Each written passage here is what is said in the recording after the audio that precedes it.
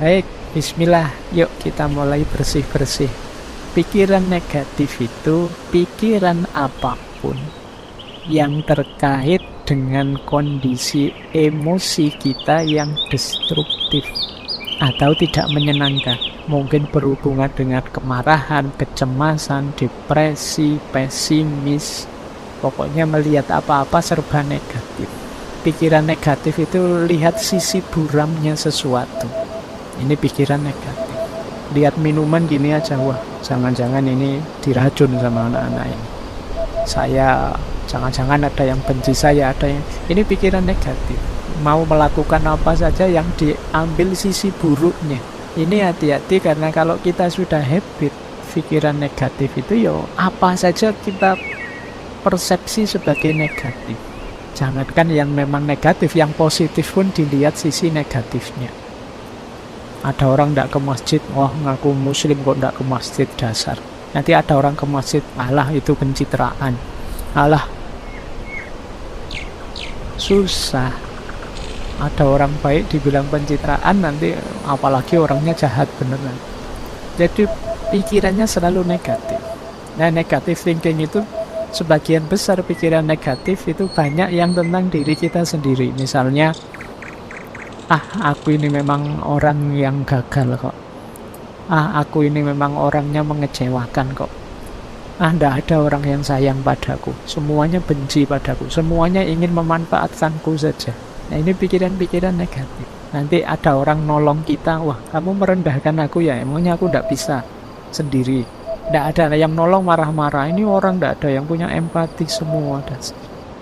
Sulit melawan orang yang pikirannya negatif. Dibantu dianggap merendahkan, tidak dibantu dianggap tidak peduli. Nah, ayo kita latihan. Banyak di sekeliling kita orang-orang yang berpikiran negatif. Cirinya apa pikiran negatif itu? Cirinya secara umum ada 4. Pikiran negatif itu otomatis. Yang pertama, datang begitu saja. Kalau orang sudah berpikir negatif, tidak pakai diusahakan. Sebentar Pak, saya lihat sisi negatifnya, tidak begitu. Otomatis yang muncul itu negatif sudah. Ini sifatnya otomatis. Tidak secara sengaja dirancang untuk negatif, memang wataknya watak negatif. Jadi kalian mungkin ada yang sering berpikiran negatif, sadarilah bahwa itu munculnya sering otomatis saja. Mungkin karena sering kita lakukan, sering kita biasakan. Yang kedua, pikiran negatif itu distorted, terdistorsi. Maksudnya terdistorsi itu kalau melihat sesuatu tidak utuh, hanya dilihat sisi jeleknya saja. Misalnya ngaji filsafat ini kan kurangnya juga banyak. Meskipun bagi banyak orang manfaatnya juga ada, tapi yang manfaat tidak dilihat, yang dilihat jeleknya saja. Mungkin ngaji kok selesainya jam 10 malam, itu pun ngomong sendiri Pak Faiznya tidak ada. Itu memang jelek yang bagian itu. Kemudian ngaji kok tidak ada rekaman videonya, kalau direkam suara saja saya sering dikritik itu. Biar saja lah, biar ada jeleknya untuk mancing yang pikirannya negatif. Jadi kalau tidak begitu kan tidak terpancing, tidak kelihatan kalau pikiranmu negatif. Jadi pikiran negatif itu terdistorsi. Jadi melihat apa-apa dipotong bagian negatifnya. Orang seperti ini biasanya sulit senyum. Pikirannya ruwet, terus kalau ada apa-apa itu serba khawatir, serba cemas. Karena dia menggunakan kacamata buram terus, negatif terus. Yang ketiga, obstruktif. Obstruktif itu pikiran ini menghalangi kita untuk mencapai tujuan-tujuan tertentu. Karena pikiran negatif ini akhirnya kita kuliahnya tidak bisa maksimal. Mau kuliah ke kampus bawa motor, wah di kampus itu parkirannya kacau, kalau motorku hilang gimana? Mau ke kampus naik trans, nanti naik trans itu kadang tidak jelas juga, nanti jangan-jangan aku malah telat, jangan-jangan mau bareng teman, nanti malu, nanti masuk bareng punya motor sendiri malah anunya bareng. Jadi pikirannya ruwet, akhirnya ya tujuan-tujuan hidup banyak yang tidak terpenuhi. Itu namanya obstruktif. menghalangi kita mewujudkan keinginan. Ini berarti pikiran itu sudah negatif sudah.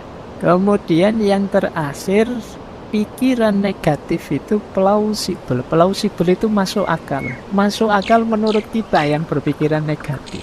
Kita cari saja alasan untuk melihat sisi negatifnya. Dan mesti ketemu wong alasan itu bisa dibuat. Alasan itu kan hasil karya akal kita. Seperti saya bilang tadi, pikiran itu mau kita ajak kemana saja bisa. Wong yang salah itu yuk kita bikinkan alasan biar benar saja bisa kok. Itu yang disebut plausible.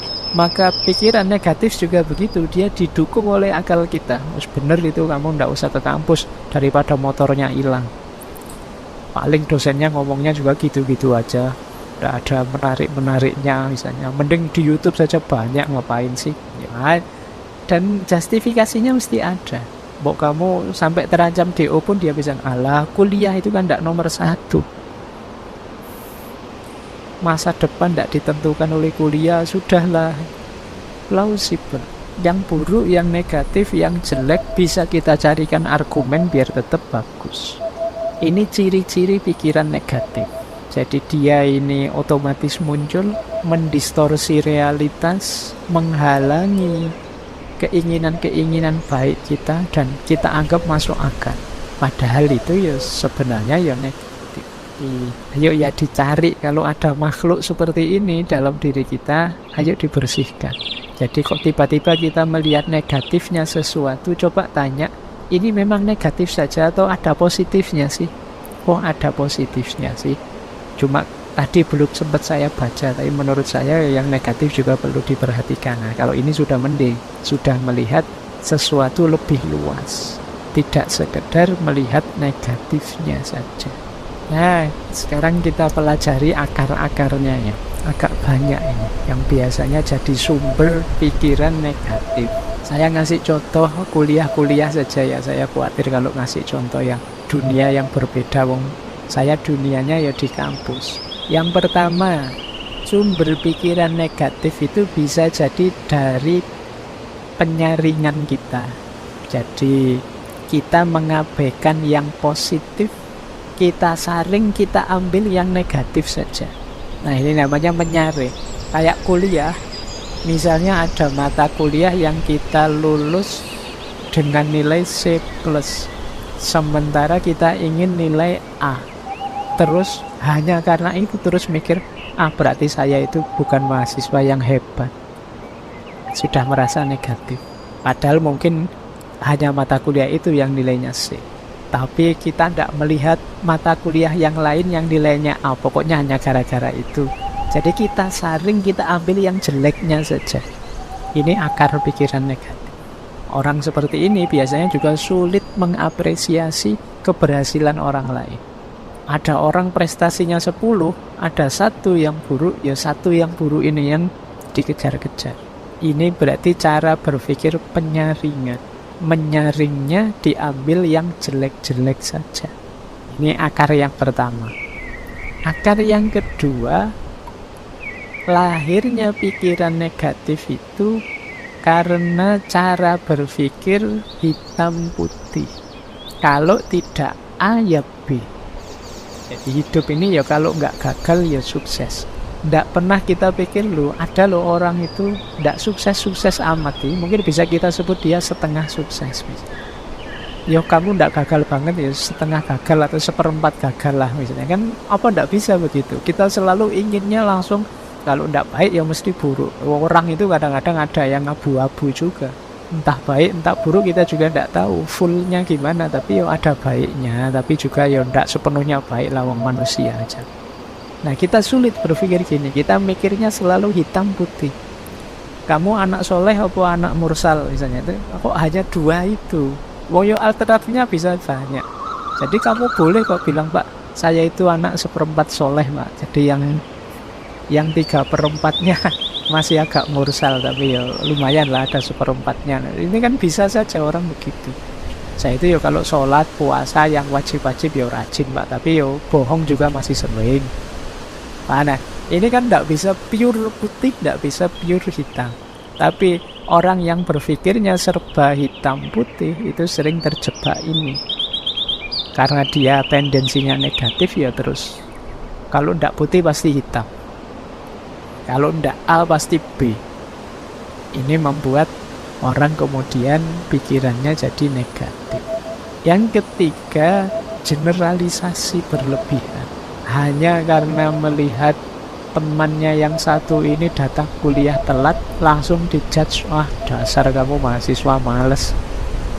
Padahal itu ya baru saat itu saja telat, tapi yo dari hanya sekali itu kita simpulkan untuk semuanya. Ini namanya generalisasi berlebihan. Kadang juga untuk dirinya sendiri. Aku ini memang orang yang tidak jelas misalnya. Dia ngomong awake dhewe, padahal mungkin hanya dari satu fakta. Hanya sekedar lupa naruh kunci misalnya, itu dirinya sendiri dimaki-maki, dasar bodoh, dasar orang pelupa. Ini namanya over generalisasi. Apa ya sih hanya karena itu saja kok. Besok lupa lagi kunci, wah tambah kamu marahi lagi, wah sekarang sudah benar memang aku ini orangnya pelupa padahal belum tua, masih muda kok sudah pikun, aku ini pokoknya dimarah-marahi sendiri dirinya. Ini jenis negatif thinking, mikirmu serba negatif. Kalau yang positif kan tidak sedasar itu, oh kuncinya ketinggalan, biasa manusia itu tempatnya salah dan lupa. Besok ketinggalan lagi, biasa manusia itu salah dan lupa. Jadi argumennya sama, cuma intonasinya yang agak berbeda. Nanti hari ketiga ketinggalan lagi, biasa, masih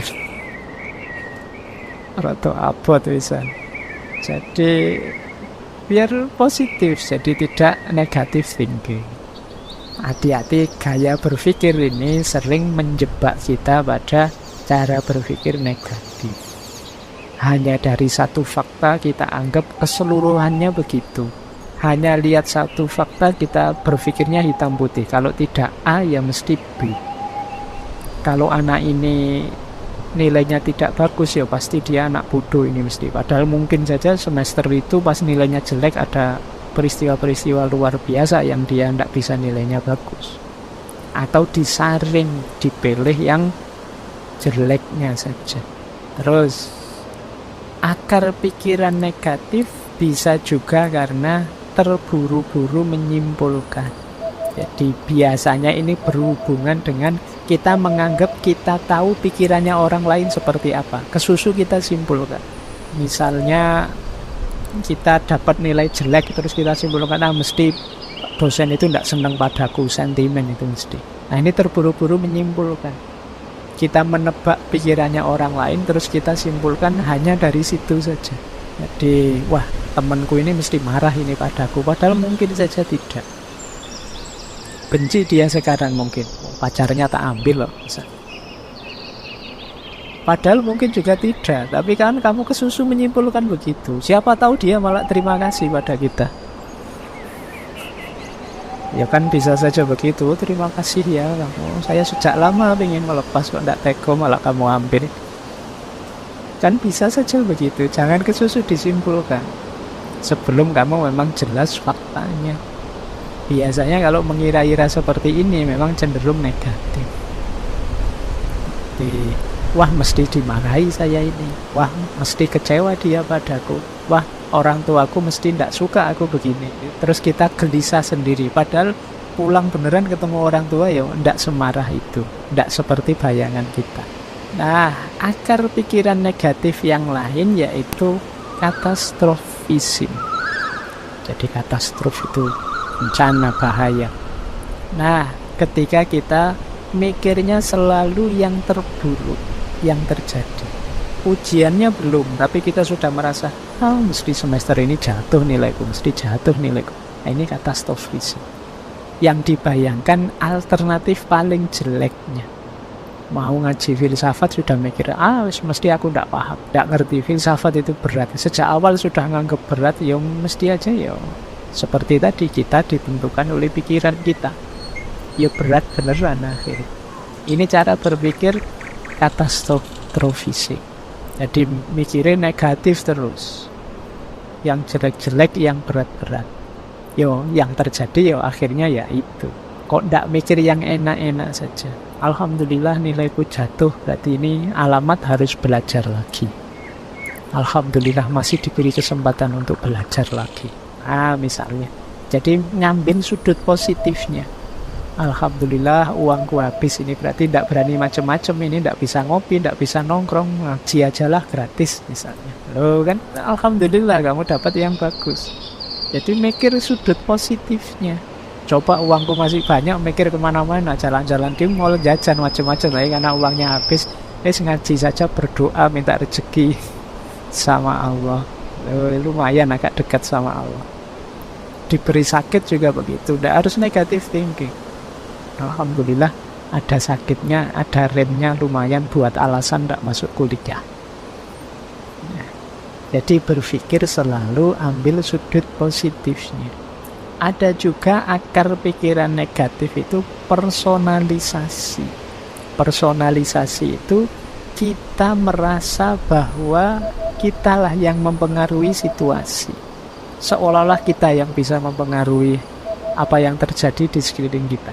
Ini salah saya, ini karena saya. Kadang-kadang nonton bulu tangkis saja mikirnya, kalau saya nonton mesti kalah itu. Ya, mungkin kalian nonton sepak bola juga begitu. Aku tidak nonton, kalau saya nonton kalah mesti loh. Padahal itu ya apa faktornya karena dirimu yang nonton, ya memang kenyataannya begitu. Ini namanya personalisasi. Kamu terlalu nganggap dirimu berpengaruh, tapi secara negatif. Akhirnya kamu tidak nonton. Kamu tidak nonton, ya tetap kalah. Tapi kamu merasa kalau kamu nonton, kamulah penyebab kekalahan itu. Sudahlah, tidak usah ngajak saya. Kalau saya ikut itu biasanya gagal. Itu namanya personalisasi. Pikiranmu negatif saja. Baik. Ada lagi pikiran negatif itu karena itu tadi salah memahami. Harusnya ini di luar kontrol, kita anggap dalam kontrol kita. Ada kan banyak hal, sering saya bilang, belajar itu usaha kita, pinter atau tidak pinter itu anugerahnya Allah. Kalau ini anugerahnya Allah berarti di luar kuasa kita. Bukan salahmu kalau kamu tidak pinter. Tapi kalau kamu malas belajar itu salah. Awas keliru identifikasinya. Jadi ada hal-hal yang bisa kita kontrol, ada hal-hal yang tidak bisa kita kontrol. Harus pas merumuskannya. Jadi kamu naksir seseorang, kamu nembak, itu dalam kuasamu. Karena kamu nembak atau tidak nembak kan kekuasaanmu. Tapi kamu diterima atau ditolak itu di luar kuasamu, itu urusan yang ditembak. Nah, kalau kamu tidak bisa menerima yang seperti ini, ya nanti lahirnya bisa negative thinking.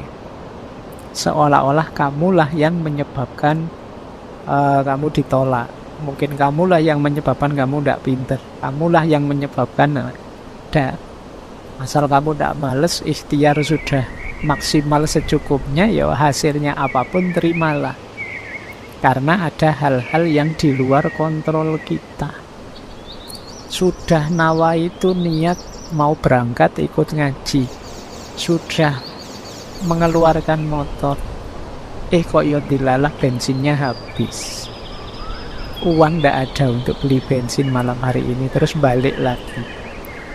Nah ini kan berarti ada hal-hal yang di luar kuasamu sudah. Tidak terbayangkan tadi bensinnya kok pas habis. Nah ini jadi niat ngaji masih dalam kuasamu, tapi ada terjadi peristiwa-peristiwa di luar kuasamu, ya sudah. Biasanya orang yang berpikir negatif kalau terjadi peristiwa seperti ini, waduh, salah apa aku, dosa apa aku, jangan-jangan kemarin menyakiti hati temanku sampai aku diazab seperti ini. Karena mikirnya ngono. Biasa saja, memang ada hal-hal yang di luar kontrol kita. Yang penting yang dalam kontrol kita sudah kita jalankan maksimal. Di luar itu ya sudah. Baik, terus ada juga akarnya pikiran negatif itu kita keliru memahami sunnatullah. Jadi misalnya kamu mendapat nilai jelek, terus saya kok dapat nilai jelek ya, tidak apa-apa lah Pak, memang hidup itu memang tidak adil loh Pak. Seolah-olah nilai jelek itu karena hidup yang tidak adil, padahal ya karena kamu males saja. Tapi kamu alasan, oh hidup memang tidak adil kok. Kamu nipu orang terus dipukuli orang terus alasanmu, ya seperti ini hidup Pak, penuh penderitaan. Kamu mengkhianati pacarmu terus diputus alasanmu, wah ya memang begitulah cinta, penderitaannya tiada akhir. Oh itu ya polahmu dewe, sekarang sampai putus, sekarang kamu nangis-nangis. Jadi salah memahami sunnatullah tadi. Ini mirip dengan sebelumnya. Ada yang dalam kuasa kita, ada yang di luar kuasa kita. Jadi kita itu sering menjustifikasi kekeliruan kita, kesalahan kita sebagai bagian dari pola hidup atau sunnatullah. Saya itu sebenarnya ingin jadi orang baik loh Pak. Nggak tahu kok takdir membawa saya ke sini. Oh iya, kamu salahkan takdir membawamu ke situ. Ya kamunya saja memang tidak serius mengarahkan hidupmu ke arah yang baik, akhirnya kamu terseret ke situ. Itu kayak ceritanya Umar itu kan, satu ketika Umar bin Khattab ini menangkap pencuri. Pencurinya waktu ditangkap alasan takdir. Loh, saya maling ini kan, dan berhasil maling itu kan berarti memang takdirnya Allah. Kalau Allah tidak mengizinkan saya maling, apa bisa saya maling? Wah, alasannya mantap itu. Jadi akhirnya sama Umar malah dipukuli. Lah kok saya malah dipukuli? Loh kamu dipukuli itu juga bagian dari takdirnya Allah. Juga kamu pakai alasan takdir untuk menjustifikasi kesalahanmu. Ada lagi pikiran negatif yang lahir dari orang yang selalu menyalahkan, mencari kambing hitam. Nah, kalau tadi kan yang ditembak dirinya sendiri, kalau ini nembak keluar, menyalahkan. Wah ini hujan terus ini, gara-gara kamu sih. Nah ini yang disalahkan orang lain. Ada apa saja nyari kambing hitam. Orang lain yang salah. Ini juga jenis pikiran negatif. Oke, saya lanjutkan biar nanti nyampe. Ada lagi pikiran negatif itu karena emosi. Jadi emosi yang berlebihan, menganggap yang kita rasakan itulah nanti yang sebenarnya. Padahal kadang-kadang perasaan kita dengan kenyataannya kadang yang tidak benar. Kadang-kadang kita itu agak sentimental, agak dramatis, agak apalah. Kita sering agak-agak begitu, tapi ini kita anggap yang sebenarnya. Wah, saya ini orangnya mudah kalah Pak. Saya itu sejak dulu saya membaca hidup saya itu selalu gagal. Nah ini emosional. Nah padahal itu cuma perasaanmu, tapi akhirnya kamu bawa dalam hidupmu yang sebenarnya bahwa kamu itu orang yang gagal. Ini namanya emosi yang tidak terkendali. Jadi sering membawa pikiran-pikiran negatif. Ini seperti orang minder itu kan sering emosinya tidak terkendali. Siapalah saya?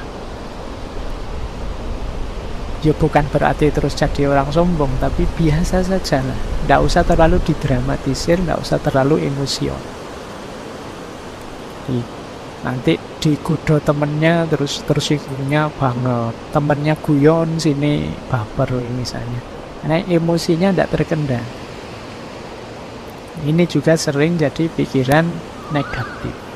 Hati-hati karena orang yang semacam ini itu kan biasanya tidak nyaman kalau dekat orang lain. Kita juga tidak kerasan dekat orang seperti ini.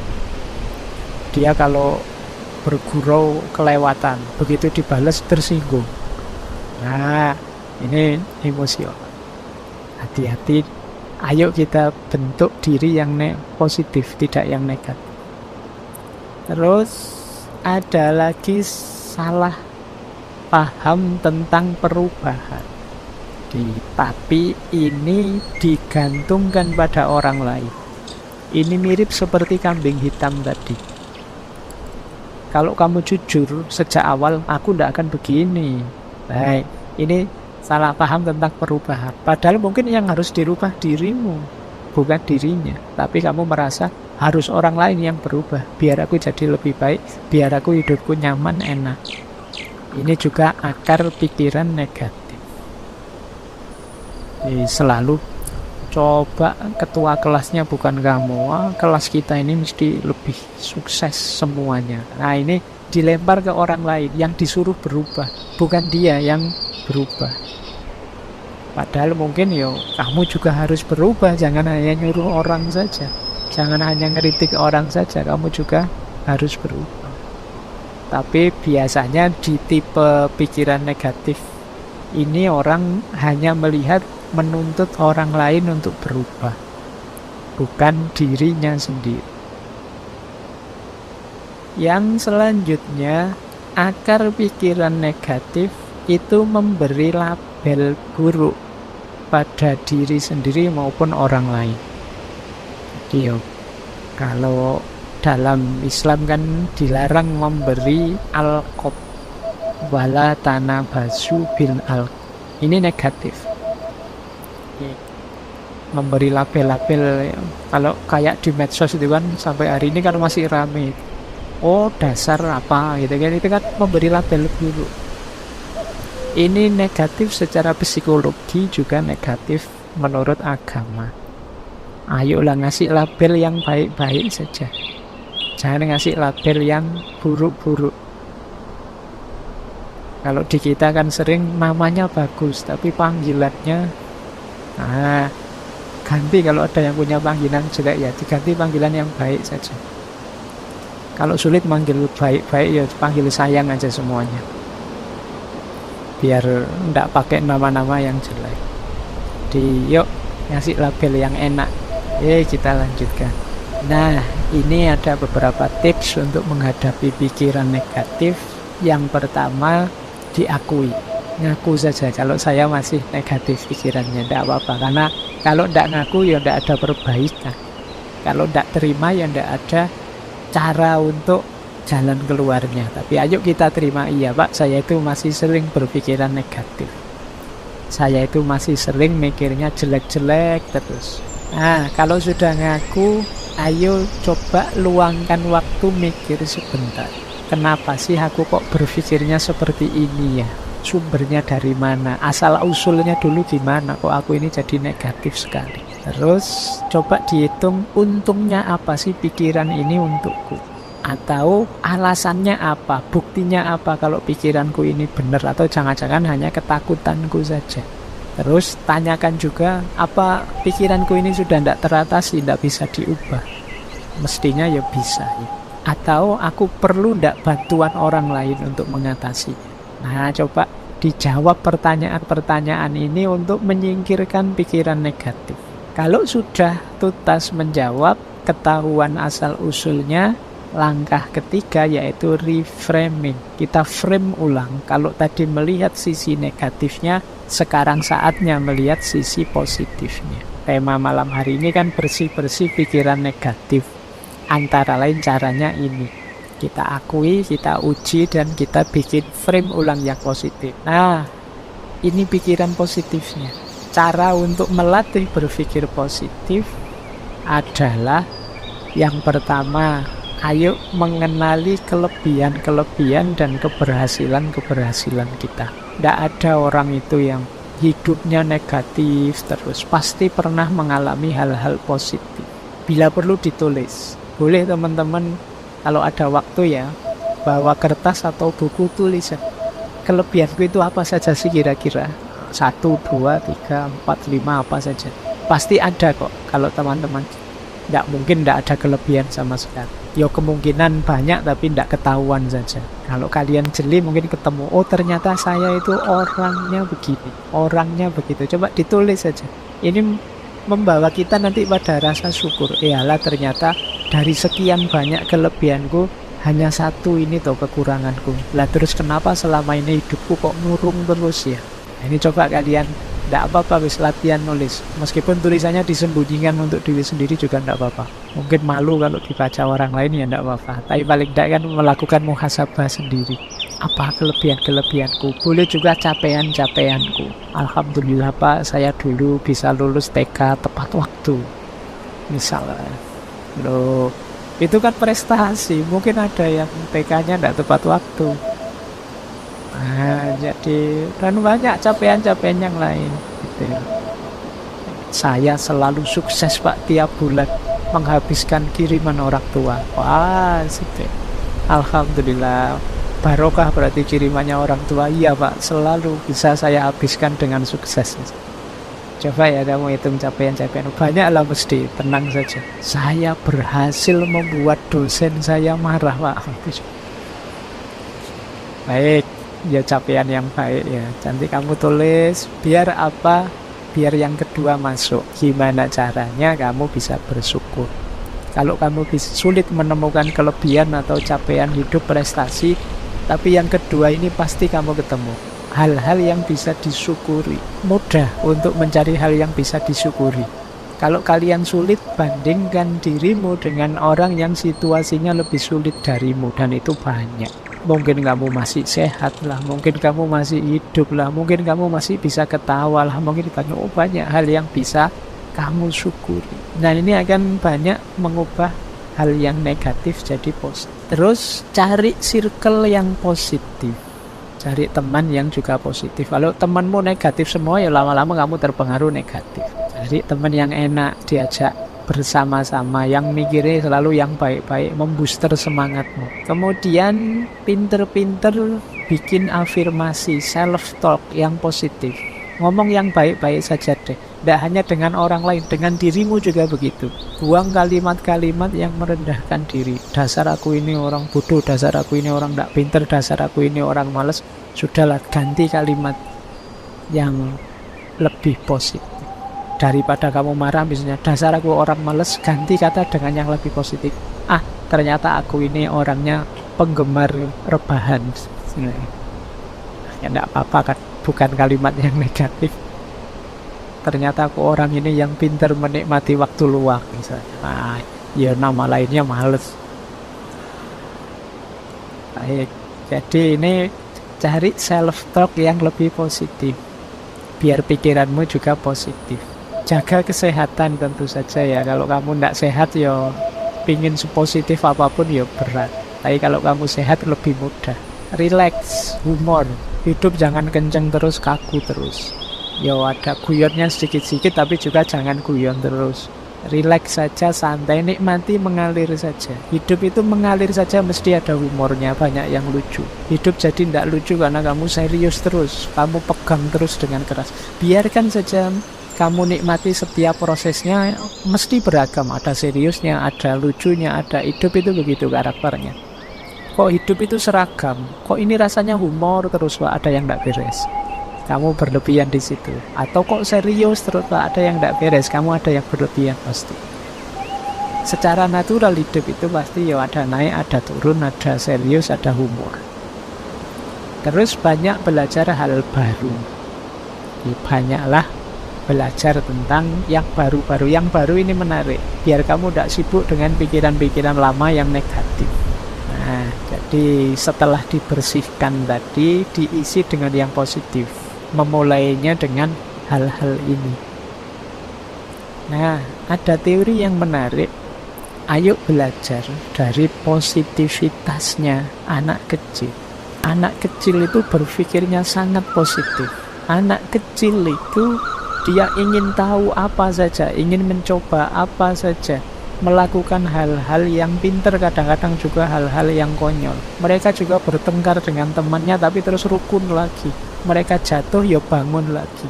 Kalau gagal, ya penasaran, diulang lagi. Mereka bisa kecewa, tapi gampang punya harapan baru. Mereka juga punya ketakutan, tapi segera setelah itu mereka tetap bisa ceria, bisa gembira. Kalau sedih ya mereka nangis, tapi tidak lama terus lupa, bisa ketawa-ketawa lagi. Itu enak, nyaman kalau anak kecil. Ini yang disebut positivitasnya anak kecil. Kalau kita kan tidak. Kita setelah jatuh itu bangunnya lama. Ada putus asanya, ada mengeluhnya, ada nyanyi-nyanyinya. Wah, anjak kita. Tidak bangun-bangun. Kalau sudah kecewa, wah kita dendamnya bisa sampai ujung dunia. Kalau anak-anak itu habis bertengkar, orang tuanya ikut belani bertengkar. Dia sudah rukun, orang tuanya masih bertengkar. Itu positivitasnya anak kecil. Jadi hidup jadi ringan, wajar saja. Tidak ada anak kecil itu kok suuzon apa tidak ada. Ya mikirnya positif terus. Jadi pikirannya selalu positif. Yo, fakta ini menunjukkan berarti pikiran negatif itu tidak tidak fitri. Itu buatan, pengaruh dari luar. Aslinya kita secara murni itu positif. Buktinya apa? Anak-anak yang belum banyak terpengaruh macam-macam itu sangat positif hidupnya. Tidak ada anak kecil itu yang dendam, tidak ada anak kecil itu yang putus asa, terus menganggap dunia ini gelap. Walau begitu, tidak begitu, tidak ada, biasa saja. Mereka ya kalau ingin apa-apa ya kadang tidak terpenuhi ya nangis. Tapi setelah nangis terus ya biasa, bisa ketawa-ketawa lagi.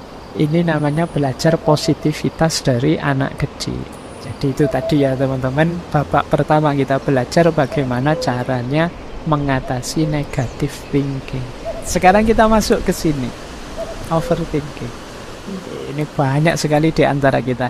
Kalau ini mungkin bukan negatif tapi bulat. Kamu terjebak di dalamnya. Overthinking itu satu keadaan di mana orang terlalu banyak menghabiskan waktu memikirkan sesuatu tanpa mengarah pada solusi yang efektif. Orang overthinking itu mikir di situ terus tidak pindah-pindah, yang membuat dia stres, depresi sendiri. Jadi berpikir yang tidak perlu, yang harusnya tidak dipikir malah dipikir. Berpikir yang tidak tepat, mikirnya jangan bagian itunya, itu di luar kuasa kita, tapi kita tetap ngeyel mikir di situ. Atau berpikir yang terlalu banyak, tidak ngerti kapan stop. Mikir juga harus ngerti kapan stop. Pak, saya sudah buntu Pak. Ya sudah buntu ya berarti stop. Buntu kamu ngeyel terus, yo stres kamu. Ini jalannya gimana ya? Saya baca buku kok tidak paham-paham. Kamu pikir tidak paham ya sudah ditutup. Kalau tidak, kamu nanti overthinking. Jadi beban besar di kepalamu. Harus ngerti apa yang perlu dipikirkan, mana yang tidak perlu dipikirkan. Harus tahu kalau memang saya pikirkan bagian mana yang harus saya pikirkan. Kalau sudah pas bagian yang saya pikirkan, mampu tidak saya mikir ini? Bisa tidak nyampe solusi? Kalau enggak ya sudah mandek, sesuai porsinya. Jadi, dan arahnya ke solusi bukan ke masalah. Banyak orang mikir itu fokus di masalahnya, akhirnya bulet. Ditawari solusi apapun dicari masalahnya. Kalau pakai solusi ini gimana? Loh, kalau solusi itu kan nanti jadi begini efeknya. Ya sudah, solusi ini saja. Jangan, kalau solusi itu nanti ada masalah ini. Ya sudah, solusi yang ini. Apalagi yang itu, Pak, nanti ada masalah ini. Ini namanya overthinking. Jadi mikir yang tidak ngerti kapan harus berhenti. Kamu fokus di masalah terus. Tidak ketemu solusi. Kalau ketemu solusi, kamu tanya lagi, kamu pertanyakan lagi, kamu permasalahkan lagi. Akhirnya ruwet, jadi beban. Nah, ini overthinking. Penyakitnya anak-anak hari ini itu kan, pengaruhnya medsos itu overthinking sudah. Pak, saya kok lama sekali tidak dapat pasangan, Pak. Itu banyak yang mengeluh. Ya sudah, cari tidak dapat ya Pak. Ya sudah, kamu tunggu saja. Lah nunggu sampai kapan Pak? Sulit menghadapi orang overthinking itu.